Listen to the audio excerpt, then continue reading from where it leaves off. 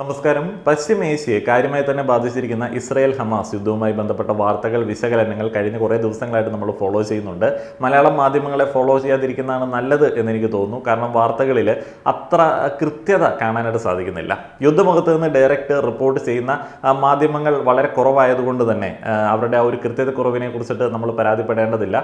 പലപ്പോഴും international news ഏജൻസികൾ കൊടുക്കുന്ന ആ ഒരു വാർത്തകൾ വളരെ വൈകി മാത്രം എടുത്ത് അവരുടേതായിട്ടുള്ള രീതിയിലേക്ക് പ്രസന്റ് ചെയ്യുന്നതാണ് പല ആളുകളും ചെയ്യുന്നത്. യുദ്ധവുമായി ബന്ധപ്പെട്ട വാർത്തകൾ അറിയാനായിട്ട് നിങ്ങൾ ശ്രമിക്കുന്നുണ്ട് എന്നുണ്ടെങ്കിൽ ഞാൻ നിങ്ങൾക്ക് സജസ്റ്റ് ചെയ്യുന്നത് അൽ ജസീറ, വിയോൺ, ഫസ്റ്റ് പോസ്റ്റ്, അതേപോലെ തന്നെ റോയിട്ടേഴ്സിൻ്റെ ഒരു ലോഗിൻ അക്കൗണ്ട് എടുത്തു കഴിഞ്ഞാൽ അത്യാവശ്യം കുഴപ്പമില്ലാത്ത രീതിയിൽ നമുക്ക് പിക്ചേഴ്സ് അടക്കമുള്ള ന്യൂസുകൾ കാണാനായിട്ട് സാധിക്കും. അതേപോലെ തന്നെ ന്യൂസുകൾ ഇത്രയധികം മീഡിയയുടെ അടുത്ത് നമുക്ക് കിട്ടുന്ന സമയത്ത് തന്നെ ഒന്ന് കമ്പയർ ചെയ്യുന്നതും വളരെ ബെറ്റർ ആയിട്ടുള്ള ഒരു ഡിസിഷൻ ആയിരിക്കും. അപ്പോൾ അത്തരത്തിൽ നമ്മൾ കമ്പയർ ചെയ്യുന്ന സമയത്ത് പുറത്തേക്ക് വരുന്ന വാർത്തകളുടെ അടിസ്ഥാനത്തിലാണ് ഒരു 12 മണിക്കൂർ മുൻപ് ഞാനൊരു വീഡിയോ ചെയ്തത്. ആ ഒരു വീഡിയോയ്ക്ക് ശേഷം ഒത്തിരിയധികം ഒത്തിരിയധികം ഇൻബോക്സിലെ മെസ്സേജസ് ഒക്കെ വരികയുണ്ടായി. ഹമാസ് അനുകൂല നിലപാടുകളും ഭീഷണികളും ഒക്കെ ആയിരുന്നു പല ആളുകളും ഇൻബോക്സിലും കമന്റ് ബോക്സിലും ഒക്കെ പറഞ്ഞത്.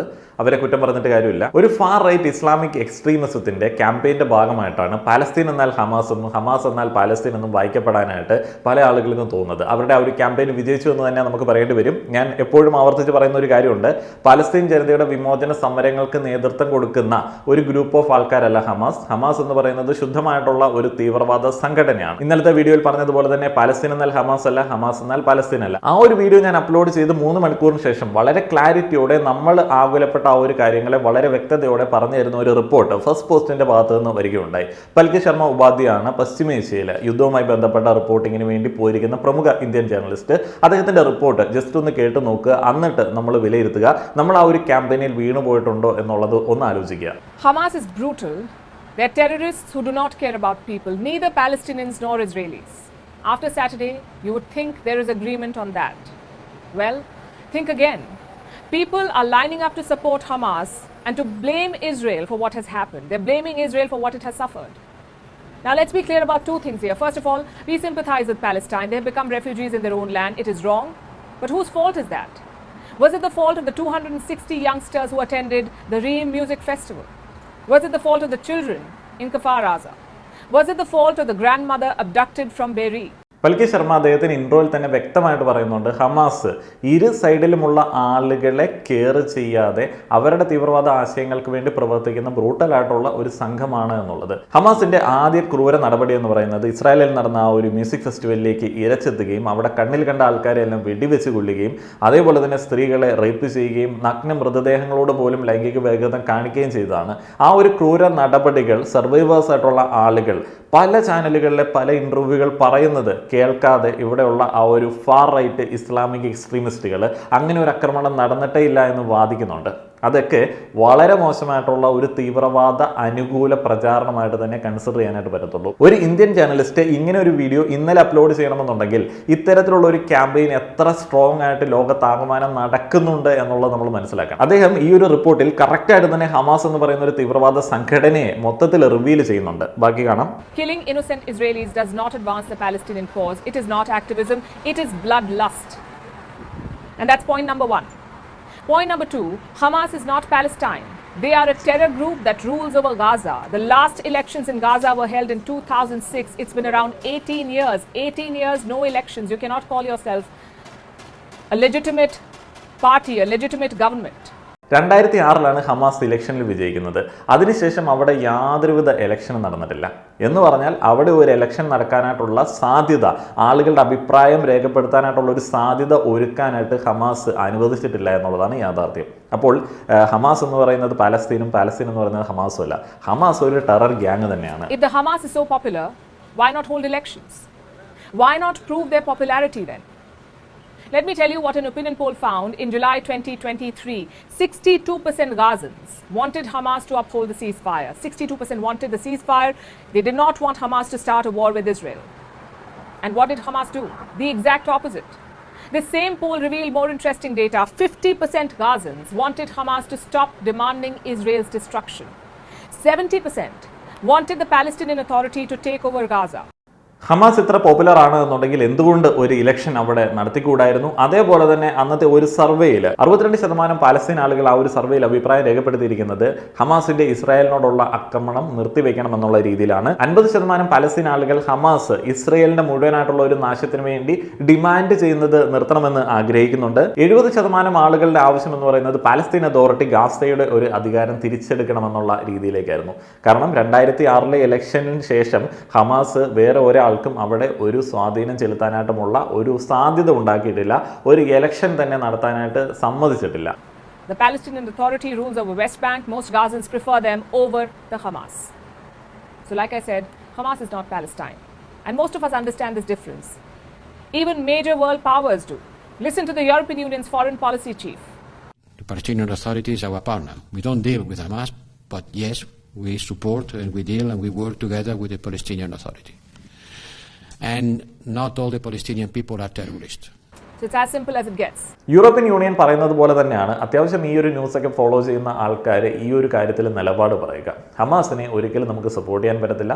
ഒരു ടെററിസ്റ്റ് ഗ്യാങ്ങിനെ സപ്പോർട്ട് ചെയ്തിട്ട് നമുക്കൊരിക്കലും ഒരു കൂട്ടം ആളുകളുടെ സ്വൈര്യജീവിതം ഉറപ്പാക്കാനായിട്ട് പറ്റത്തില്ല. ആ ഒരു രാജ്യത്തുള്ള ആളുകളുടെ ആവശ്യം അതല്ല. പല ആളുകൾ ഹമാസിനെ സപ്പോർട്ട് ചെയ്യുന്ന സമയത്ത് അവർ പറയുന്നത് അവകാശങ്ങൾക്ക് വേണ്ടി തോക്കെടുക്കാമെന്നുള്ളതാണ്. ഇന്ത്യയിലുള്ള ആളുകളുടെ അല്ലെങ്കിൽ ലോകത്തിലുള്ള ഒരു മജോറിറ്റിയുടെ രീതി അങ്ങനെയല്ല. നമ്മളൊക്കെ അവകാശങ്ങൾക്ക് വേണ്ടി പോരാടുന്ന ഒരു സമയത്ത് തീവ്രവാദികളായിട്ട് മാറുകയായിരുന്നു എന്നുണ്ടെങ്കിൽ ഇന്ത്യ ഇപ്പോൾ കാണുന്ന ഒരു കണ്ടീഷനിൽ ആവില്ലായിരുന്നു. ഇന്ത്യയുടെ ബോർഡറിലൊക്കെ ഉണ്ടായിരുന്ന ആളുകൾ ഇരുഭാഗത്തു നിന്നുള്ള ഒരു സമ്മർദ്ദം കാരണം തോക്കെടുക്കുകയായിരുന്നു എന്നുണ്ടെങ്കിൽ, ടെററിസ്റ്റ് ആവുകയായിരുന്നു എന്നുണ്ടെങ്കിൽ നമ്മളുടെ രാജ്യത്തിന്റെ ഒരവസ്ഥ എങ്ങനെയായിരിക്കും എന്നുള്ളത് ഒന്ന് ആലോചിച്ച് നോക്കുക. കാരണം തോക്കെടുക്കുന്ന ആളുകൾക്കെല്ലാം കാരണങ്ങൾ പറയാനുണ്ട്. നമ്മളുടെ നാട്ടിൽ നിന്ന് ഹമാസിനെ സപ്പോർട്ട് ചെയ്യുന്ന ആൾക്കാരും കുറേയധികം കാരണങ്ങൾ നിരത്താറുണ്ട്. ചില ആളുകൾ അവിടെ ഇവിടെയൊക്കെ പേസ്റ്റ് ചെയ്യുന്ന ഒരു കമന്റ് ഉണ്ട്. നിങ്ങളുടെ വീട്ടിൽ നിങ്ങൾ ഒരാൾക്ക് അഭയം കൊടുത്തു, അഭയം കൊടുത്തവർ നിങ്ങൾക്കെതിരെ തിരിഞ്ഞാൽ നിങ്ങൾ എന്ത് ചെയ്യുമെന്നുള്ളത്. നിങ്ങൾക്കെതിരെ തിരിഞ്ഞു കഴിഞ്ഞാൽ അതിന് പല വഴികളുണ്ട്. തോക്കെടുത്തു കഴിഞ്ഞാൽ വിജയം സുനിശ്ചിതമാവത്തില്ല. തോക്കെടുത്തവൻ ആ ഒരു തോക്കുമായിട്ട് പേടിയോടെ ഓടി നടക്കുക എന്നുള്ളത് മാത്രമേ നടക്കത്തുള്ളൂ. ലോകത്തുള്ള മിക്കവാറുമുള്ള എല്ലാ തീവ്രവാദികളും ഏതെങ്കിലും പൊന്തക്കാട്ടിലോ ഏതെങ്കിലും മലഞ്ചെരുവിലോ ഒളിച്ചിരിക്കുക എന്നുള്ള ഒരു ഒറ്റ കാര്യവുമായിട്ട് ജീവിച്ചു തീർക്കുന്ന ആളുകളാണ്. അതൊരിക്കലും ഒരു കൂട്ടം ആളുകളുടെ അവകാശങ്ങൾ നേടിയെടുക്കുന്ന തരത്തിലേക്ക് വരത്തില്ല. ബാക്കി ഇങ്ങോട്ട് കേൾപ്പിക്കാം. But tell that to some so-called activists. A student organization at Harvard University has released a statement on Saturday's attack, and this is what they say. Today's events did not occur in a vacuum. The apartheid regime is the only one to blame here. They're talking about Israel. How about that? This is the message from America's elite university. 1,200 Israelis dead, but the whole thing is Israel's fault. It makes total sense. You also have pro-Palestinian rallies across the world. Nothing wrong with that. Everyone is free to organize rallies or protest. But look at what's happening at these events. In New York, people are holding up the swastika, the Nazi symbol. In Sydney, they're chanting anti-Semitic slogans. In London, Jewish eateries are being attacked. How is any of this helping Palestine? It isn't. ലോകത്താകമാനം പല ആളുകളും പലസ്തീനെ support ചെയ്യുന്നുണ്ട് എന്ന് പറഞ്ഞ് ഹമാസിന്റെ ആക്രമണത്തെ ആഘോഷിച്ചുകൊണ്ടിരിക്കുകയാണ്. ഒരു കടുത്ത ജൂതവിരോധം ലോകത്ത് ആകമാനം പല രാജ്യങ്ങളിലും പല ആളുകൾക്കും ഉണ്ട് എന്ന് തെളിയിക്കുന്ന തരത്തിലേക്ക് ജൂയിഷ് ഷോപ്പുകളെ ആക്രമിക്കുന്ന ചില കാര്യങ്ങളൊക്കെയാണ് ഇദ്ദേഹം ഈ ഒരു വീഡിയോയിൽ ഇവിടെ പരാമർശിച്ചത്. രണ്ട് ഭാഗങ്ങളിലുമായിട്ട് ഏകദേശം 2000-ലധികം ആളുകൾ നിലവിൽ മരിച്ചു കഴിഞ്ഞു. ഈ 2000 എന്ന് പറയുന്ന ഒരു നമ്പറിനെ കുറിച്ചിട്ട് ആരും പറയുന്നില്ല. ഇസ്രയേൽ എന്ന് പറയുന്ന ആ ഒരു രാജ്യത്ത് മരിച്ച ആളുകളെ കുറിച്ചിട്ട് ആരും പറയുന്നില്ല. ഒരു ആക്ടിവിസത്തിൻ്റെ ഭാഗമായിട്ട് കുറേയധികം ആളുകൾക്ക് ഗുണമാവുമെന്നുള്ള രീതിയിലേക്ക് ആരുടെയൊക്കെ ഒരു കണ്ടീഷനിങ്ങിൻ്റെ ഭാഗമായിട്ട് നമ്മൾ സേവ് പാലസ്തീൻ എന്ന് പറഞ്ഞിട്ട് ഹമാസിനെ സപ്പോർട്ട് ചെയ്യുന്ന ഒരു രീതിയാണ് ഇപ്പോൾ കണ്ടുകൊണ്ടിരിക്കുന്നത്. But it exposes their true colors. By all means, protest against Israel if you want to, express solidarity with Palestine if you want to, but at the same time, condemn what happened on Saturday. What is wrong is wrong. You cannot justify that by pointing at the past. Some habitual offenders are openly supporting Hamas, like Iran and Hezbollah. Some mainstream politicians are doing so behind the scenes, like the liberal Democrats in America. You may know these faces: Ilhan Omar, Rashida Tlaib. They're members of the US Congress. Neither of them has condemned the Hamas. Instead, they're asking the US to stop helping Israel. There is clear anti-Semitism at play here. Take Ilhan Omar, for example. In 2012, she accused Israel of hypnotizing the world. Now, to give you some context, hypnotism is linked to an offensive Jewish stereotype. In 2019, she did it again. She accused Israeli lobbies of using Benjamin's baby. Again, to give you some context, Benjamin's baby refers to $100 bills. And Omar was confronted about this. She said she was not aware of the stereotype around Jews and money. How believable. ജൂതവിരോധം തന്നെയാണ് ഇവിടെ ആരോപിക്കുന്ന പ്രധാനപ്പെട്ട ഒരു കാര്യം. US-നോട് ഇസ്രായേലിന് കൊടുക്കുന്ന ഒരു support നിർത്താൻ ആവശ്യപ്പെടുന്ന ആളുകൾ ഒരിക്കലും ഹമാസിൻ്റെ ഭാഗത്തു നിന്നുണ്ടാകുന്ന ആക്രമണങ്ങളെ അഡ്രസ്സ് ചെയ്യാതെ പോകുന്നത് നമ്മൾ വളരെ സൂക്ഷ്മതയോടെ നോക്കി കാണേണ്ട ഒരു സംഗതി തന്നെയാണ്. My point is a simple one. You can support Palestine without celebrating the murder of innocent people in Israel. അതുതന്നെയാണ് നമ്മൾ പലപ്പോഴും പല വീഡിയോസിലായിട്ട് പറയുന്ന ഒരു കാര്യം. നിങ്ങൾക്ക് പാലസ്തീനെ സപ്പോർട്ട് ചെയ്യാം. പാലസ്തീനെ സപ്പോർട്ട് ചെയ്യുന്ന സമയത്ത് അത് ഇന്നസെൻ്റ് ആയിട്ടുള്ള ആളുകൾ, ഇസ്രയേലിൽ മരിച്ചു വീണിട്ടുള്ള ആളുകൾ, ഹമാസിൻ്റെ ആക്രമണം കൊണ്ട് മരിച്ചു വീണിട്ടുള്ള ആളുകളുടെ ആ ഒരു മൃതദേഹത്തിൻ്റെ പുറത്ത് നിന്നിട്ടുള്ള ഒരു ആഘോഷമായിട്ട് മാറരുത്. നമ്മുടെ നാട്ടിൽ സ്ഥിരമായിട്ട് ഞാൻ കാണുന്ന കമൻറ്റുകൾ, ഈ ഒരു വാറുമായി ബന്ധപ്പെട്ട കമൻറ്റുകൾ എന്ന് പറയുന്നത് ശുദ്ധ ആഘോഷമാണ്. ഇസ്രായേലിൽ മരിച്ചു വീഴുന്ന ആളുകളെ കൺസിഡർ ചെയ്യാതെ ഹമാസിൻ്റെ ആക്രമണത്തെ ന്യായീകരിക്കുന്ന ഒരു വളരെ മോശമായിട്ടുള്ള ഒരു അപ്രോച്ച്. പാലസ്തീനിലുള്ള മുഴുവൻ ജനതയുടെയും ആവശ്യമല്ലാത്ത ഒരു ആക്രമണം, കൂടുതൽ ആളുകൾ മരിച്ചു വീഴുന്ന ഒരു ആക്രമണ രീതി, ആ ഒരു ആക്രമണ രീതിയെ പാസ്റ്റിൽ നടന്ന ചില കാര്യങ്ങൾ കൊണ്ട് ന്യായീകരിക്കുക എന്ന് പറയുന്നത് ഒരു തീവ്രവാദിക്ക് മാത്രമേ അങ്ങനെ പറ്റത്തുള്ളൂ. അപ്പോൾ ആ ഒരു തീവ്രവാദ മനോഭാവം നിങ്ങൾ ഉണ്ടാവരുത്. നമ്മൾ ഇന്ത്യയിലാണ്. ആക്രമണ രാഷ്ട്രീയം അല്ലെങ്കിൽ ടെററിസം എന്ന് പറയുന്നത് നമ്മളുടെ രീതിയല്ല. നാളെ നമ്മളിലേക്കും ഇത്തരത്തിൽ അതിർത്തിയിൽ നിന്ന് ഒരു ആക്രമണം ഉണ്ടായിക്കഴിഞ്ഞാൽ അതിനെ ന്യായീകരിക്കുന്ന ആളുകൾ, കൂട്ടുകാർ നമ്മൾക്കിടയിൽ ഉണ്ട് എന്ന് പറയുന്നത് നമ്മൾക്ക് ഭീതിജനകമായിട്ടുള്ള ഒരു കാര്യം തന്നെയാണ്. Similar things are happening in India's neighborhood as well. Take a look at these pictures. In Pakistan, Israeli flags are being burnt. Some Pakistanis are praising the Hamas attack. They're calling it historic.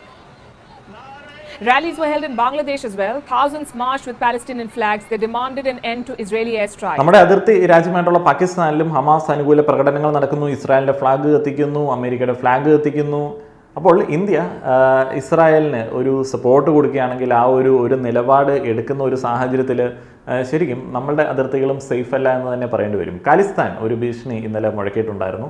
ആ ഒരു സമയത്ത് അക്രമങ്ങൾ നടക്കുന്ന സമയത്ത്, നമ്മളെ വേണ്ടപ്പെട്ടവർക്ക് എതിരെ ഭീഷണി ഉണ്ടാകുന്ന സമയത്ത് ലോകത്തിൻ്റെ പല ഭാഗങ്ങളിലും ഈ ആക്രമണത്തെ സപ്പോർട്ട് ചെയ്യുന്ന ആളുകൾ അങ്ങനെ പറഞ്ഞുകൊണ്ടിരിക്കും.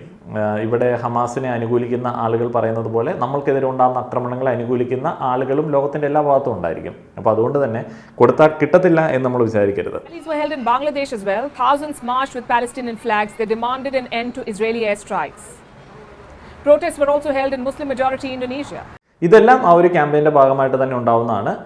ഹമാസിൻ്റെ ആക്രമണം കാണുന്ന സമയത്ത് നാട്ടിലെ മജോറിറ്റി ആയിട്ടുള്ള ആളുകളുടെ ആവശ്യമല്ലാത്ത ഹമാസിൻ്റെ ഒരു ഭീകര ആക്രമണം കാണുന്ന സമയത്ത് പലസ്തീൻ്റെ പതാകയുമായിട്ട് വഴിയിലേക്ക് ഇറങ്ങാനായിട്ട് അവരെ പ്രേരിപ്പിക്കുന്നത് നമ്മൾ ഫോളോ ചെയ്യുന്നത് പോലെ ഇൻ്റർനാഷണൽ ന്യൂസ് ഏജൻസികളുടെ റിപ്പോർട്ടുകളല്ല. അവർക്ക് കിട്ടുന്ന വാട്സപ്പ് മെസ്സേജുകളിൽ നിന്നിട്ടും അവരുടെ ഗ്രൂപ്പുകളിൽ നടക്കുന്ന ചിലവന്മാരുടെ ഡിസ്കഷനിൽ നിന്നിട്ടൊക്കെയാണ് അവർ ആ ഒരു പതാകയുമായിട്ട് വഴിയിലേക്ക് ഇറങ്ങിയത്. അതാണ് നമ്മൾ പേടിക്കേണ്ട ആ ഒരു ക്യാമ്പയിൻ എന്ന് പറയുന്നത്. And all of this is political support. Let's look at monetary support. Where does the financial help from Hamas come from? For Hamas come from? Where do they get their money? A number of places, like taxes for example, that is one source of their income. Hamas collects tax on goods imported from Egypt. ഇത് നമ്മൾ വളരെ വളരെ വളരെ serious ആയിട്ട് consider ചെയ്യേണ്ട ഒരു കാര്യമാണ്. നിരവധി ഫണ്ടുകൾ വരുന്ന ഒരു സ്ഥലമാണ് പലസ്തീൻ. വളരെ തുച്ഛമായിട്ടുള്ള ഒരു ഫണ്ട് മാത്രമാണ് അവിടെയുള്ള സാധാരണ ജനങ്ങൾക്ക് വേണ്ടി കിട്ടുന്നത്. ബാക്കിയുള്ള ഫണ്ട് മുഴുവൻ ഈ ഹമാസ് പോലുള്ള ഒരു തീവ്രവാദ സംഘടന അവരുടെ അക്രമങ്ങൾക്ക് വേണ്ടി സ്വരുക്കൂട്ടുകയാണ്. അതിൻ്റെ കറക്റ്റ് റിപ്പോർട്ടാണ് പറയുന്നത്. ഹെവി ടാക്സസ് ഓൺ ഈജിപ്തിൽ നിന്ന് ഇമ്പോർട്ട് ചെയ്യുന്ന ഗുഡ്സിൻ്റെ മേലെ ഇവർ ചുമത്തുന്നുണ്ട്. അതേപോലെ തന്നെ ലോകരാജ്യങ്ങളുടെ ഫണ്ടിംഗ് ഉണ്ട്. In 2021, this was worth $12 million per month. Iran also gives them a lot of money, around $100 million every year. Then you have Qatar. Their total financial assistance to Gaza stands at $1.8 billion. Their annual aid is $360 million. That's a lot of money. Do you know who handles this money? The Hamas does. There are reports of Hamas holding on to this money, of diverting these aid funds. This money was meant for Palestinians, for their progress, for their welfare. But who uses it? The Hamas does. So cutting off funds is a top priority because you need money to carry out the kind of attack they did on Saturday. You need money to fire thousands of rockets. Does that mean that aid should be totally cut off? That's not what we are saying. Most Palestinians, including in Gaza, live on aid. If you cut that off, people will starve to death. But blank checks should end. The aid should be delivered and monitored by global agencies. The likes of Hamas should not be able to touch that money. If not, the aid will never reach the people. And the attacks will not stop. ഇത് തന്നെയാണ് മെയിനായിട്ടുള്ളൊരു reason എന്ന് പറയുന്നത്. ഒരു രാജ്യത്തിന് വേണ്ടി പ്രവർത്തിക്കുന്ന ഒരു സംഘടനയാണ് എന്നുണ്ടെങ്കിൽ രാജ്യത്തെ ജനങ്ങളുടെ സുസ്ഥിരമായിട്ടുള്ള ഒരു ക്ഷേമത്തിന് വേണ്ടിയാണ് അവർ പ്രയത്നിക്കേണ്ടത്. പക്ഷേ 2006 ശേഷം ഇലക്ഷൻ നടത്താത്ത, 2006 ശേഷം ജനഹിതമനുസരിച്ചിട്ട് പെരുമാറാത്ത, അതിന് ഓപ്പോസിറ്റായിട്ട് പെരുമാറുന്ന ഹമാസ് പോലുള്ളൊരു സംഘടന ആ ഒരു ഫണ്ട് ഉപയോഗിക്കുക എന്നുള്ള ഒരു ഒറ്റ ലക്ഷ്യത്തോടെയാണ് മുന്നോട്ടേക്ക് പോകുന്നത്. ജനങ്ങളുടെ ക്ഷേമത്തിന് വേണ്ടി കിട്ടുന്ന ഒരു ഫണ്ട് തീവ്രവാദ പ്രവർത്തനങ്ങൾക്ക് വേണ്ടി ഉപയോഗിക്കുന്ന ഒരു രീതിയിലേക്ക് ഈ ഒരു കാര്യങ്ങൾ കൊണ്ടുവന്നെത്തിക്കുന്ന ഒരു പ്രസ്ഥാനത്തിൻ്റെ ആക്ടിവിറ്റികളെ നമുക്ക് ഒരിക്കലും ഒരു വിമോചന സമരമായിട്ട് കൺസിഡർ ചെയ്യാൻ പറ്റത്തില്ല. ശരിക്കും ലോകരാജ്യങ്ങൾ ഇവർക്ക് കൊടുക്കുന്ന ഒരു ഫണ്ടിൻ്റെ മേലുള്ള ഒരു മോണിറ്ററിങ് അത്യാവശ്യമായിട്ട് തന്നെ വേണ്ടതാണ്. ഇത് ബാക്കിയുള്ള രാജ്യങ്ങൾക്ക് ഭീഷണിയാവുന്ന തരത്തിലേക്ക്, നമ്മൾക്ക് എല്ലാവർക്കും ഭീഷണിയാവുന്ന തരത്തിലേക്ക് കുറേയധികം ആളുകളെ നിലനിർത്താൻ വേണ്ടി എല്ലാവരും ചേർന്ന് ഫണ്ട് ചെയ്യുന്നത് പോലെ തന്നെയാണ് ഇപ്പോൾ നിലവിൽ കാണുന്നത്.